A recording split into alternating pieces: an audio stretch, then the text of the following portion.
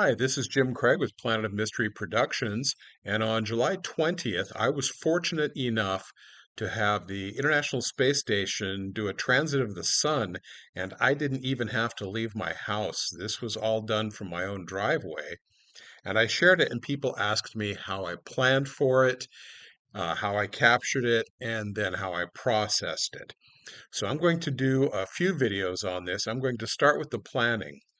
Now, I'm one of these people, I don't plan, I overplan, I overprepare. And I always start my planning by predicting that one is coming. And I do that by going to this website, and I have a link to that in the description down below. And it's pretty good at a website. One of the nice things about this is you can tell it to send you an email to let you know when transits are coming up. Well, I'm not planning on viewing any lunar transit, so we'll turn off the moon. Yes, I've turned off the Chinese space station and the Hubble because I'm not interested in those right now. I've got a date set from the 27th, in fact, right now, to a little bit after the transit I'm looking for in a couple days. And if you zoom in, you can see that now I live over, let's see, I live over in this area. Whoops. I live over in this area. In fact, I used to work down here. And you can see this center line. That's the center line this is predicted for the transit. Uh, it has differed. One reason I think is because the three-line elements were not updated that recently. So you see it was updated from where I can see last night at about 8 o'clock my time. Well, actually, no, this would have been this morning at 8 o'clock my time, so it wasn't that long ago. But this line hasn't changed in several days.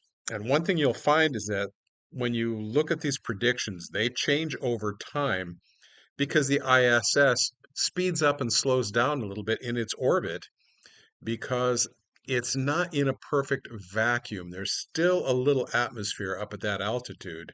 It's very rarefied, but when you're traveling at 17,500 miles per hour, even a little difference, a little atmosphere can change the speed you're going, and that can change where you are in an orbit. But before I get too excited about going out and looking for this transit, I need to make sure that the weather I'm planning on and what the weather is going to be like when I get out there. Now, when I first saw this transit, I picked a spot up here in the city of Mount Holly. In fact, I picked a park that I thought would be ideal, only to discover that that park is closed. But that's where I started my search. We're going to look at the weather, and you'll see that the weather here, this is Wednesday the 29th. And if you look back here and you tap on the line, it tells you that it is right at about 1 o'clock when this transit takes place.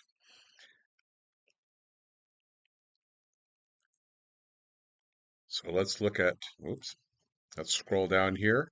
12 o'clock, 14% cloud cover, 1 o'clock, 9% cloud cover. I've worked with a lot worse than that. So this is definitely worth looking up. So now we're going to go to the next place I look to see where the transit will be visible. That's ISS. It's called transitfinder.com.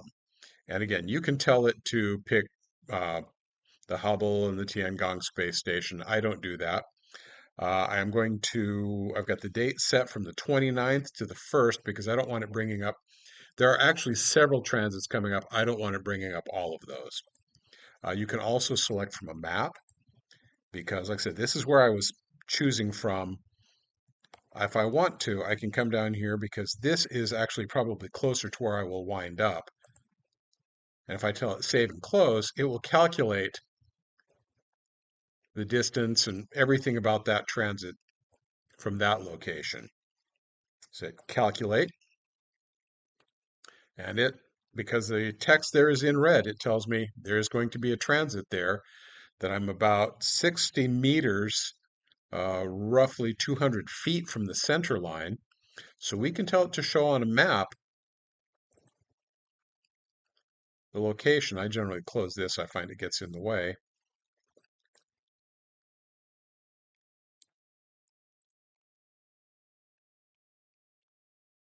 Okay, that's the center of the center line. We're only about, so we're not too far from the center line, so I could pick here. And if I do pick there, I can recalculate for that position. It's not that important, but it does tell me that the transit is going to last about half a second. The space station is going to look large. In that first picture you saw, it was 44 arc seconds across. Here it's 63 arc seconds, a little more than 63 arc seconds across. So it's about half again as big. So I'm kind of excited for this one coming up. Now, that's again, that's another site that I use. A third site I use is called satellite-map.space. Now, for this, you have to set yourself up an account. It's really easy. You just give it your email address. You don't have to even set up a password. When you want to log in, it will send you a link to that email address. You click on that link and you can enter the site. And I go to Functions, Apps, Transit Finder.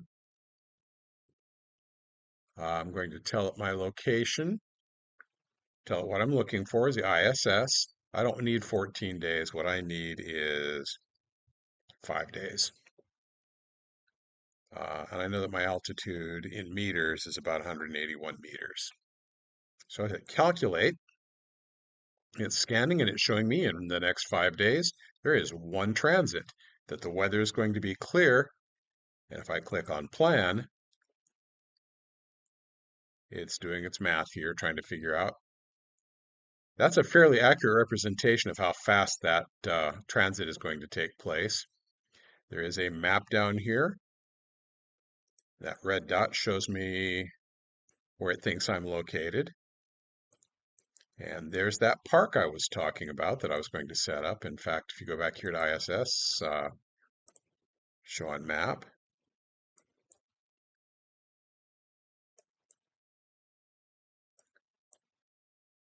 there's the park. So they agree with one another. Now, there is a third way that I plan, and that is using an external piece of software called ISS Transit Prediction. And I will put a link to this down in the description. And read the page carefully in order to set it up. You do have to have Java installed in order to run this. But once you have Java installed, you have to give it a directory where you're going to keep your predictions. And I've got one here called transits. Then I'm going to tell it to, I can tell it to load a user file. I am actually going to do a user file right here. And I'm going to grab the latitude and longitude right from there. So latitude is 35.1985 north. Longitude is, now don't put a minus, it will not take a minus, go 81.1324 west. Elevation in, now this is in feet, so I'm going to put 780. I don't know exactly how it the time zone, because I'm in the Eastern time zone and we're in daylight saving time, I have to enter -4. At other times of year, it'll be -5. I don't want it in metric because my odometer on my car does not read in metric. My alert radius, I don't want to go more than, say, 30 miles. And my time span, I'm going to pick 7 days. It will probably do more. Now I have to get what are called TLEs. These are three-line elements that describe the um, orbital characteristics of various objects, like the International Space Station. And I'm going to go to the Celestrak ISS Supplemental. I hit check for new TLEs. It says that there are no new ones, so I'm just going to download what is there. Hit done. Let's see if that's going to work for me. Generate prediction. This takes a couple moments. Let's look at view prediction. It says that that location, or the location I have punched in there, is 2.4 miles from the center line. And then this is the date for the TLEs. I'm going to save the prediction file. I have transits. It says called predict.txt. I'm going to hit save because I have one in there that's going to ask me if I want to overwrite the file, and the answer is yes. Then I want to save the plot files. Again, yes.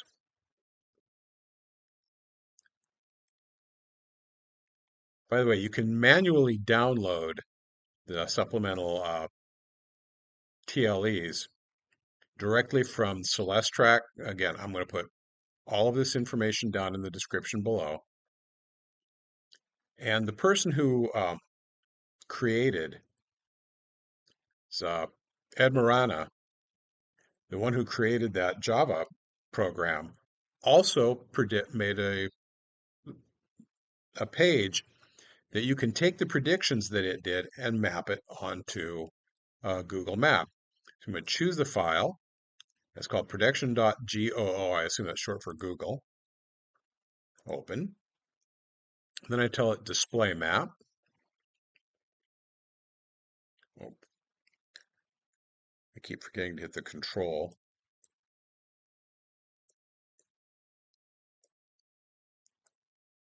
And there's 8th Avenue. It says there's the Recreation Center. We use the satellite. Okay, it's slightly different than it might be using different elements. But still, if I were to set up in this park, I would be pretty close to the center line. So I'm going to go back here, go up to the TLEs, go Celestrak NORAD. It's going to tell me that I can't do it. And then right there, it's going to tell me new TLEs. It's really strange how that works. Download new TLEs. Let's do generate prediction again.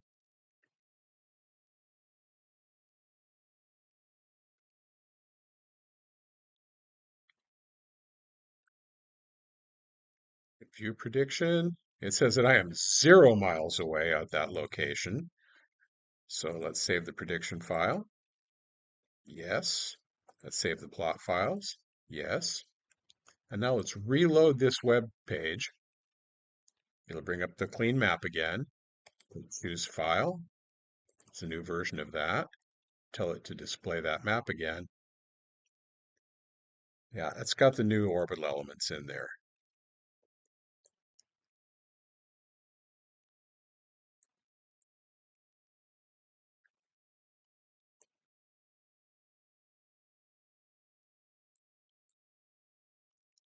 And we hit satellite again. Yeah, as you can see, we are right in that park.